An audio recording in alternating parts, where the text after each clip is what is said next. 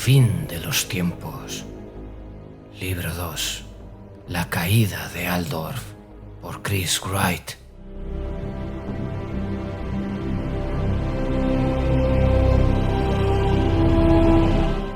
Capítulo 14.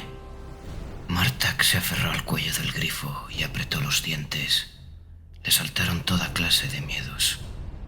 «Este es el reino de las aves», se dijo con pesar. «No pinto nada aquí». Le había resultado muy sencillo colarse en la reserva de fieras.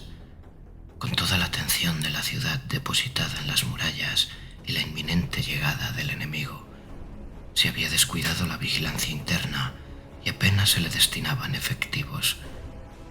Martak se había deslizado sigilosamente por la extensa colección de rediles y jaulas durante la noche, empleando todas sus artes para calmar a las bestias, inquietas con su presencia. Había llegado con la esperanza de encontrar un Pegaso bretoniano entre las criaturas enjauladas, puesto que sabía montar a caballo y suponía que sería muy parecido controlar a uno de sus parientes alados. Pero las únicas criaturas capaces de volar que halló eran el colosal dragón imperial y la selecta manada de grifos de batalla de Calfrans. Ni siquiera se había acercado aún al dragón cuando tuvo que retroceder precipitadamente para evadir las bocanadas de humo sulfúreo. Además, no era lo suficientemente fanfarrón para creerse capaz de dominar una fundición viviente de escamas y garras. El mundo tendría que estar hundiéndose a su alrededor para que él se planteara siquiera la posibilidad de despertar a aquel monstruo. Sin embargo, los grifos no eran mucho menos imponentes. Sus hombros estaban a una altura que era 2 veces la estatura de un hombre y tenían un pico curvado como una cimitarra, capaz de desgarrar carne. Los que había en la reserva le habían gruñido y bufado cuando pasó ante sus jaulas. Habían pateado la paja del suelo y lo habían observado sin pestañear, con unos pequeños y brillantes ojos amarillos. Al final, había elegido una bestia rojiza, una pizca más flaca que el resto, y con franjas carmesíes y doradas en unas alas semejantes a las del halcón. Lo había mirado a los ojos y le había susurrado palabras tranquilizadoras. Hubo de pasar mucho tiempo para que el grifo se calmara lo suficiente para que él se atreviera a forzar la cerradura y entrar en la jaula, y aún así la criatura se encabritó y graznó con furia, y Martak se vio obligado a rebuscar en el saber de las bestias que conocía de memoria para evitar que le arrancara los ojos con las garras. Finalmente la criatura le había permitido que lo llevara cogido del ronzal, y los dos salieron de la sala de jaulas principal de la reserva de fieras y entraron en el patio de adiestramiento. Estaba lleno de excrementos de animales. El tercer intento consiguió montar. En todo momento el grifo lo había estado mirando fijamente y con frialdad, con una expresión que era una mezcla de irritación y desdén. Como no podía ser de otra manera, el alboroto, salpicado de imprecaciones de dudoso origen, despertó a los vigilantes con el sueño más ligero, y de las torres de vigilancia repartidas alrededor del patio llegó el sonido de pasos. Martak maldijo para sí y sacudió las riendas. «¡Vuela, maldito seas!», espetó con los dientes apretados, sin la menor idea de cómo se manejaba una criatura como aquella. Cada vez era más raro encontrar jinetes de grifo en los ejércitos imperiales, y entrenaban durante años antes de llegar a dominar el impetuoso temperamento de sus salvajes monturas. Martak no tardó en percibir que el espíritu de la bestia estaba desafiándolo. Era perfectamente consciente de lo que Martak quería y era perfectamente consciente de que no tenía ningún poder para obligarlo a hacerlo. En lo alto de las torres de vigilancia aparecieron las luces tenues y titilantes de las antorchas que acababan de encenderse. Una campana comenzó a repicar en algún lugar del cuartel de la reserva de fieras y se oyeron portazos. El grifo seguía pegado al suelo, con las alas desplegadas pero tercamente inmóvil. Martak rebuscaba en su cabeza, tratando de encontrar el conjuro o la construcción verbal correcta, y bramaba todas las palabras de su léxico empleadas para dar órdenes. buscando algo que no existía, pues los grifos no eran como las bestias tontas de las profundidades de los bosques, las que se podía hipnotizar con un gesto. Eran antiguos y orgullosos vástagos de las montañas, con un alma tan salvaje e indomable como los picos que sobrevolaban. ¡Vuela!, espetó de nuevo, enarbolando el báculo por encima del cuello del grifo, como si el trozo de madera nudosa fuera a intimidar una montura colosal como aquella. El grifo le bufó y se puso a dar vueltas por el patio sin rumbo fijo. Desde los edificios adyacentes llegaron más gritos, esta vez desde las plantas bajas, y en las ventanas con barrotes apareció el resplandor rojo de las antorchas. De las puertas que daban a las salas donde estaban las jaulas de las bestias salieron en tropel varios hombres pertrechados, con lazas largas y redes de captura. Un tipo enorme y fornido, calvo y con un aro en la nariz, les lanzó un rugido con el rostro rojo de ira. «¡Vuelve aquí, maldito cerdo con alas pulgoso!», bramó, indicando con frenéticos gestos a los demás hombres que se desplegaran y rodearan al grifo. «Sigmar te maldiga, te vas a enterar de lo que es bueno cuando te coja». El grifo se encabritó de nuevo en cuanto vio al hombre y estuvo a punto de tirar a Martak. Desgarró el aire con las patas delanteras y lanzó un estridente chillido de furia. Los hombres arrojaron la primera red, que tenía una relinga con esferas de hierro para darle peso, pero el grifo dio un salto enroscándose en el aire y batió con todas sus fuerzas las alas para ganar altura. Los vigilantes arrojaron más redes y luego lanzas, pero ninguno dio en el blanco. El grifo ascendía rápidamente, impulsado por las poderosas batidas de sus enormes alas. Martak, aterrorizado, creía que se le iba a salir el corazón del pecho mientras se aferraba a las plumas de la bestia, con tanta fuerza que se le habían puesto los nudillos blancos.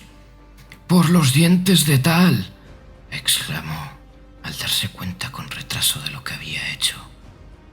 Abajo quedaba Aldorf, convertida en una constelación de tenues destellos en medio de la penumbra del encapotado cielo nocturno. El grifo se inclinó hacia un lado y Martak pudo ver el complejo de edificios barrocos del Palacio Imperial, que brillaba con la luz titilante de 1.000.000 de faroles. A pesar del terror cegador que lo atenazaba, era imposible no impresionarse con el espectáculo. «¡Al norte, maldito seas!», espetó con los dientes apretados, intentando imponer de nuevo su voluntad. El grifo no le hizo caso y puso rumbo al este, guiado por su instinto hacia las montañas donde había sido capturado. Martak insistió, se introdujo en la mente de la bestia y trató de mermar su terquedad. Poco a poco y no sin dolor, el mago logró su objetivo. Martak le susurró al oído de cabo a rabo el saber de las bestias, haciendo hincapié en las voces de mando. Al fin, con un graznido de frustración y derrota, el grifo comenzó a escucharle y se ladeó para enfilar hacia el norte y sobrevolar la tenebrosa extensión de árboles a una velocidad constante. Desde ese momento, Martak tuvo que librar una batalla sin cuartel con el grifo para penetrar en su maldita tozudez y conseguir que le obedeciera. Entre ellos no se surgió una comunicación de almas ni un respeto mutuo. Cada batida de alas era una lucha, un duelo agotador de psiques. El grifo se deslizaba arduamente por el cielo, como si tuviera que vencer constantes obstáculos. El solo hecho de permanecer sentado sobre la silla ya representaba un desafío para Martak, y en más de una ocasión estuvo a punto de caerse. No obstante, por extraño que parezca, siguieron volando ininterrumpidamente hasta el amanecer. Para entonces ya surcaban el cielo sobre el bosque y hacía tiempo que habían dejado atrás el valle del Reik. Jinete y montura estaban exhaustos, de mal humor y apestaban a sudor. Martak echó un vistazo a la vasta extensión de tierra de abajo. Aunque a menudo había recorrido de punta a punta el gran bosque, solo desde el aire se podía apreciar la verdadera inmensidad del imperio. En las muchas horas que llevaban volando, apenas habían sobrevolado asentamientos, y aún así el bosque, como una abrumadora masa impenetrable, se extendía en todas direcciones hasta el horizonte. La niebla se arremolinaba sobre las copas de los árboles y ascendía en espiral para encontrarse con la pálida luz del sol. El horizonte de levante era una cinta de desvalío dorado que brillaba débilmente debajo de unas plomizas franjas cenicientas. El grifo graznó estridentemente. Delante de ellos se alzaban varios afloramientos de oscura roca que sobresalían de las copas de los árboles como leviatanes que emergían del mar. Martak percibió el deseo de la bestia de posarse en ellos, atraído quizás por un paisaje que debía recordarle a su hogar. Martak le permitió que descendiera y el grifo rápidamente viró con una destreza sorprendente en el aire frío del amanecer para aproximarse a la columna de roca más cercana. La bestia se sentó en cuanto tocaron tierra. Martak agarró al grifo firmemente por la nuca y le susurró al oído con los dientes apretados: «Ahora me perteneces, no te libero. De una manera u otra, estamos unidos, así que mejor será que no se te ocurran ideas raras». El grifo le respondió con un bufido y arañó el suelo con las garras, pero sus protestas acabaron ahí. Se entendían y entre ellos se había establecido un vínculo, por poco sólido y desagradable para ambos que fuera. Martak desmontó con los músculos entumecidos y se acercó cojeando al borde de la roca. Se encontraban unos 15 metros por encima del árbol más alto, y lo único que se veía en todas direcciones era un mar de hojas, ni un río, ni una tierra cultivada. El bosque apestaba a frutos podridos. Miró detenidamente a su alrededor y se le hicieron evidentes las marcas de una corrupción lenta. El gran bosque siempre había sido un lugar peligroso, húmedo y siniestro, pero ahora lo era el grado supremo. Martak se sentó sobre las piernas. Pronto tendría que encender un fuego y tendría que buscar algo para comer, si es que todavía quedaba algo vivo en el bosque que fuera comestible. Volvió la vista hacia el norte y al ver las interminables hileras de árboles se le cayó el alma a los pies. «¿He cometido un error?», se preguntó. «¿Debería haberme quedado? A Helvor le va a hervir la sangre cuando se entere de mi ausencia». Se dibujó una sonrisa amarga en sus labios. Solo eso ya hacía que valiera la pena todo el esfuerzo.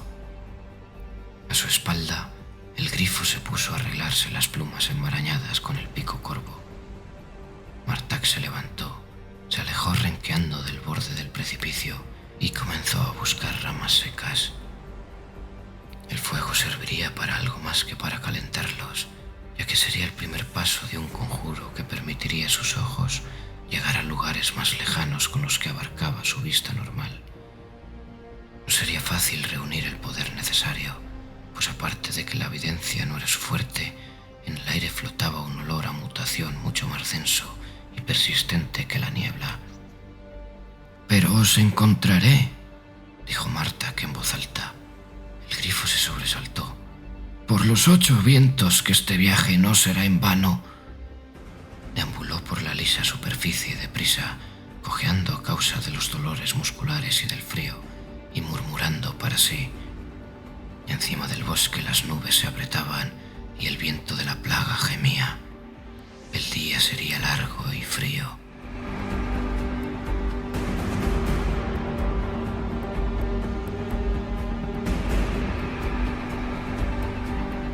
«Piénsalo, hermano», dijo Otto en voz baja. «Ya lo he hecho, hermano», repuso Ezra con la voz tomada por la impresión. Estuvieron un rato sin hablar. Ambos estaban sentados en los hombros de Gurk, absortos en sus pensamientos. Abajo, el ejército guardaba órdenes y aguardaron durante largo tiempo. Gurk se encontraba en la cima de una colina pelada y azotada por el viento en el margen norte del río Reik. La apretada masa de zarzas y enredaderas no era tan densa allí y ofrecía una vista panorámica de lo que había al este en todo su ilimitado esplendor. Por fin tenían ante ellos su objetivo final. Debajo de las pezuñas de Gurk, el terreno descendía abruptamente en terrazas invadidas por la vegetación. El valle del Reik se había expandido desde Carroburgo y ahora era una extensa y poco profunda cuenca. La llanura de la ribera había sido una tierra de cultivo, pero ahora las cosechas se pudrían en los surcos y emanaban el sutil aroma de la putrefacción que Otto encontraba embriagadoramente placentero. Allí donde se posara su mirada, el bosque había traspasado sus antiguos límites y lo cubría todo. Los vástagos recientes exhibían una abrumadora variedad de colores: amarillo pus, verde oliva y el turgente carmesí de las ampollas de sangre. Y encima de todo eso, las nubes se apretaban y hacían que el aire estuviera denso y húmedo, como el sebo ligeramente calentado. A 1,5 kilómetros de distancia estaba Altdorf, que se alzaba sobre la castigada llanura como un coloso, partida por la mitad por el ancho río y con las torres que se elevaban en el indiferente cielo. Mucho mayor que Marienburgo y que Talabheim, era el premio gordo, la joya del imperio meridional. Nunca había sido un lugar bonito, ni siquiera antes de la putrefacción. Carecía de la impresionante majestuosidad de Lother y de la astuta geométrica de la megalpolis de Lustria. Lo que la hacía especial era su solidez. El enorme e insostenible peso de la historia se apilaba en capas de construcciones, unas encima de otras, hasta el definitivo, destartalado y glorioso amontonamiento de dispares estilos de arquitectura y de estrategias defensivas que se elevaban hasta casi rascar el vientre de las nubes. Gruesos contrafuertes reforzaban los muros de contención, encajonados entre rejas de puentes y de pasos elevados, de escaleras de caracol, de torres de entrada y de vigilancia, todo ello coronado de precarios tejados de tejas que apuntaban al cielo como dedos tiznados. 1 millar de chimeneas escupían nubes de hollín por encima de los tejados, que se fusionaban para crear un manto de niebla que se mantenía suspendido sobre el chabacano paisaje urbano.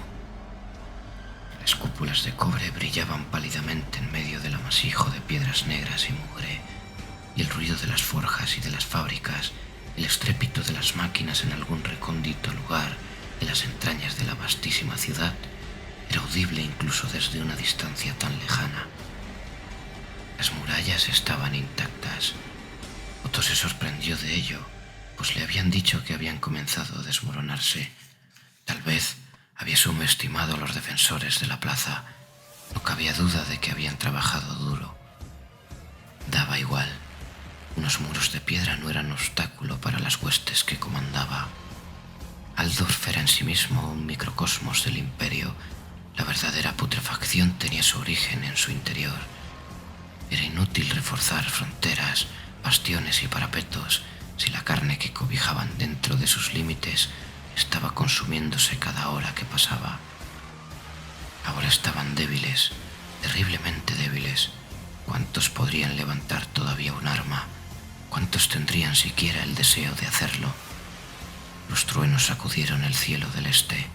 Enormes columnas de nubes estaban congregándose allí, empujadas por los vientos que soplaban desde las montañas del fin del mundo en el oeste. El resplandor efímero de los relámpagos desgarró el monótono manto gris y se reflejó en la superficie inhóspita del Reik. El río se había transformado en una viscosa masa de lodo, aguado, que ni siquiera lamía ya sus propias orillas. Las enredaderas se habían deslizado desde los árboles que habían invadido la ribera hasta el agua, con lo que contribuían a aumentar su espesura. Una sonrisa de satisfacción asomó en los labios de Otto mientras contemplaba el cambio. Su dios era un dios realmente poderoso. La misma tierra había sido envenenada, las aguas se habían espesado. Se había pervertido la vegetación para transformarla en una cruel parodia de sí misma. No había manera de resistirse al proceso. Era la celebración de la entropía, la corrupción de toda pureza, el glorioso poder de la enfermedad, de la contaminación, de la putrefacción. «Nos pondremos en marcha ahora mismo», dijo entre dientes Otto, a sabiendas de que la maniobra sería rápida. El ejército se desplegaría por el este y llenaría el valle que tenían ante ellos de punta a punta. La ciudad quedaría así rodeada, como las islas por el océano. «Aún no», replicó Ezrak. Esperaremos a los demás. A Otto le dolieron como un puñetazo las palabras de su hermano. Ezrak podía llegar a ser desesperante. Quería a su hermano, a sus dos hermanos, pero si bien el entusiasmo de Gurk siempre le resultaba entrañable, a veces se le hacía más difícil aceptar la manera de ser de Ezrak. «Podríamos aplastarlos ahora mismo, hermano», insistió Otto, con una sonrisa forzada, «como en Carroburgo». «No, no», Ezrak agitó el báculo y las campanillas tintinearon. «No tendremos que esperar demasiado, los demás ya están cerca. Tenemos que hacerlo todos, el señor de los tentáculos, el archivista, las bestias del bosque oscuro y las huestes del norte». Otto puso los ojos en blanco. «Están hambrientos, hermano, inquietos». Ezrak lo miró con una sonrisa astuta en los labios. «Y su hambre aumentará, hermano, y su inquietud aumentará. Mientras conserven algo de su fuerza innata, tendremos que actuar con cautela. ¿Cuántas batallas se han perdido por culpa de la impetuosidad? La lista es demasiado larga». Otto ya se disponía a replicarle, aun a sabiendas de que la discusión no conducía a nada, cuando las nubes se abrieron en el cielo. La llovizna que los había acompañado desde que comenzara en Marienburgo amainó y comenzó a caer de manera intermitente, y una nueva luz, pálida y más débil que la del tapado sol, bañó el valle. Las huestes ruinosas alzaron la vista, también Otto, y el destello de las llamas del cometa, veladas por los cambiantes vientos y atenuadas por la inmundicia del cielo, pero allí estaban, lenguas de fuego relumbrando en el cielo, exactamente igual que había sucedido en los tiempos sepultados en el olvido, de los que solo se hacía referencia en libros prohibidos. Otto hizo la señal de la ruina. «La estrella de dos colas», masculló. Ezrak rió entre dientes. «¿Te sorprende, hermano? Nunca me escuchas. El cometa presenció el nacimiento del reino de Sigmar y presenciará su destrucción. Señales y augurios como estos estaban escritos en el libro del destino desde antes de que tú y yo entráramos en él». Otto continuó mirando el cometa con intranquilidad. Apenas lo distinguía y su luz se difuminaba con la claridad del mediodía, pero lo poco que atisbaba de él le revolvía el estómago. «No presagia nada», dijo entre dientes, más para convencerse a sí mismo que para otra cosa. «Es cierto», repuso Ezrak con satisfacción. «El plenilunio de la luna de la muerte es lo importante». «Así es». Otto se tragó la flema que acumulaba en la boca. Notaba la tensión de los miles de guerreros que aguardaban detrás de él. Lo único que necesitaban era una orden. «Entonces esperaremos», dijo al cabo Otto. «Esperaremos a la noche de las almas». «Eso haremos». Otto sonrió. Tenía un humor cambiante. ¿A qué se debía? ¿A los nervios? No era posible. Le habían enseñado el futuro y estaba gloriosa e infinitamente podrido. «Así que no tendremos que esperar demasiado, dijo tamborileando con los dedos en la piel dura de Gurk. Ezrak sonrió con satisfacción y volvió a levantar la vista al cielo. «No tendremos que esperar demasiado, hermano».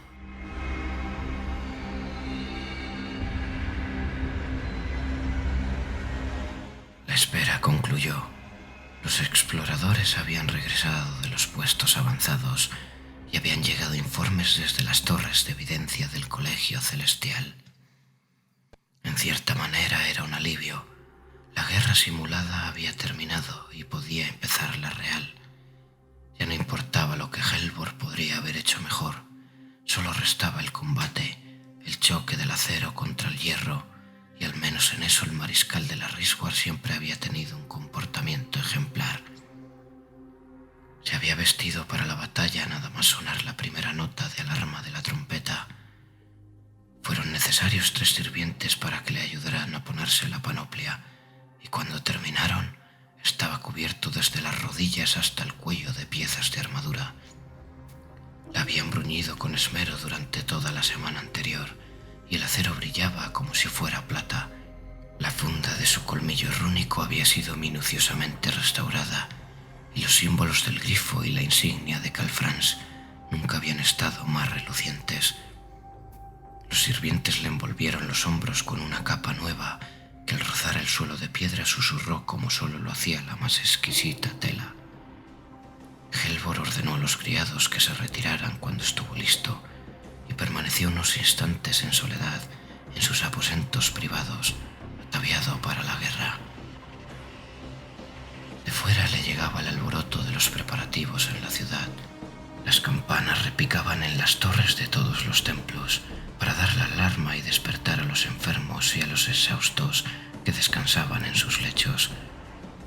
Unos grandes arcos luminosos, señal de que los magísteres de los colegios estaban preparando sus arcanas máquinas de guerra, cruzaron los tejados chisporroteando. En todas las guarniciones se tocaron las trompetas para comunicar a los miles de soldados que estaban empleados en el palacio que debían ocupar sus puestos. Los andamios crujieron y gimieron cuando se colocaron en disposición los enormes cañones y se llevaron rodando hacia su lugar a los parapetos. Helvor sonrió. Eran los sonidos que daban sentido a su vida. Las tropas estaban ejecutando a la perfección lo que les había hecho practicar una y otra vez en la plaza de armas. Tal vez hubieran aprendido a odiarlo desde su regreso del norte.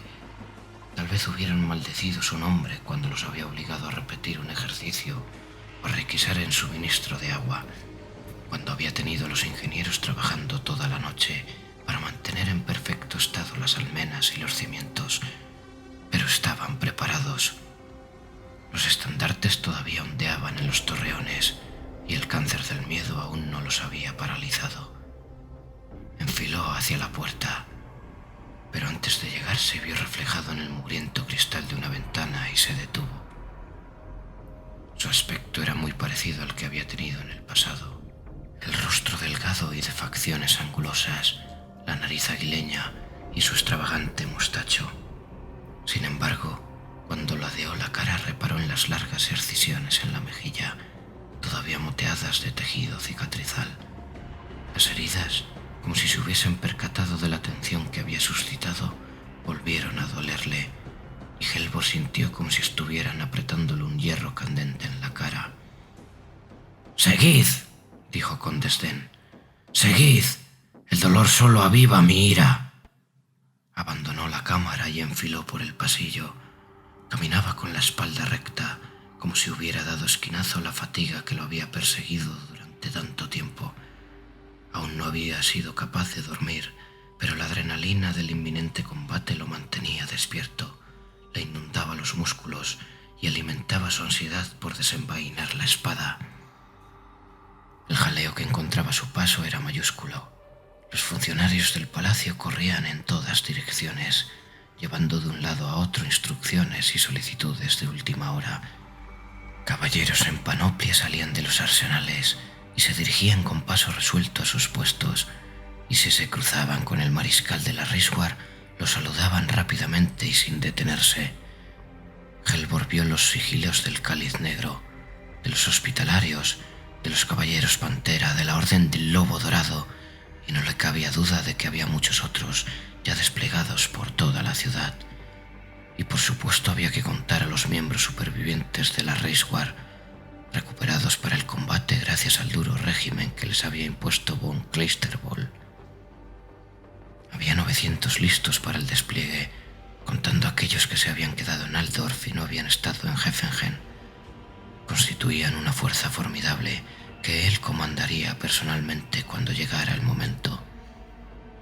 Helvor ya estaba cerca de las altas puertas de su destino, y cuando los centinelas que la flanqueaban lo vieron llegar, se apresuraron a abrirla y lo saludaron con una reverencia mientras él la cruzaba. Al otro lado le esperaba la cámara de Galmarad, una fastuosa habitación circular con numerosos arcos. En tiempos de paz, el valioso martillo de guerra colgaba del techo abovedado, sujeto por una cadena de oro, custodiado por 4 sacerdotes guerreros y envueltos en encantamientos del Colegio de la Luz. Solo los más poderosos de los más fieles tenían permitido entrar en la cámara, mientras el arma colgaba suspendida sobre su altar de guerra de hierro. Dicho altar había sido forjado con cañones empleados en la defensa de la ciudad contra legendarios señores vampiros, y era negro como una noche sin lunas. Ahora no colgaba nada de las cadenas, ya que Galmarad, como muchas otras cosas, estaba perdido en las manos del muchacho guerrero Valten, en algún lugar de las tierras del norte. Aún así, los responsables de la defensa de la ciudad seguían reuniéndose ante el altar, como si las cadenas vacías todavía desprendieran un halo de poder. Ya estaban todos: von Kleisterbol, vestido con su atuendo de gala de preceptor; Zindler, que estaba irreconocible con su armadura de capitán de la Reichsguard; los grandes maestres de las órdenes de caballería; los representantes de los colegios de la magia; los archilectores, el ingeniero jefe y los generales imperiales, con sus respectivos capitanes y tenientes. También estaban presentes von Liebig, Haupt Andersen y Gausser, todos ellos enfundados en sus ancestrales atuendos de batalla. Tal vez fueran unos pendencieros y unos intrigantes ávidos de poder, pero los tres portaban un colmillo rúnico y habían sido aleccionados en su uso desde la infancia. La exhibición de fuerzas reunidas que encontró en la cámara le levantó el ánimo. Sin duda Schwarzhelm, Hus, Volmark o Gelt le habrían dado más brillo, pero no por eso la imagen era menos impresionante. Cuando las puertas se cerraron detrás de Helvor, todas las cabezas se inclinaron respetuosamente. «De modo que se ha avistado al enemigo», dijo Helvor, que se detuvo ante ellos y los miró de uno en uno. «Sabemos que son tres: un ejército que aún está marchando por el norte, un ejército por el este que ya casi tenemos encima, y la hueste más numerosa, responsable del saqueo de Marienburgo y que podemos ver desde las murallas. Esperarán a que Morsliev esté llena, o eso me aseguran los archilectores». Fleischer hizo una reverencia. El líder del colegio celestial asintió. Todos conocían el poder de la noche de la brujería. «Nos superan de largo en número», continuó Helborg, cuya voz ronca retumbaba de una manera extraña en la gigantesca cámara.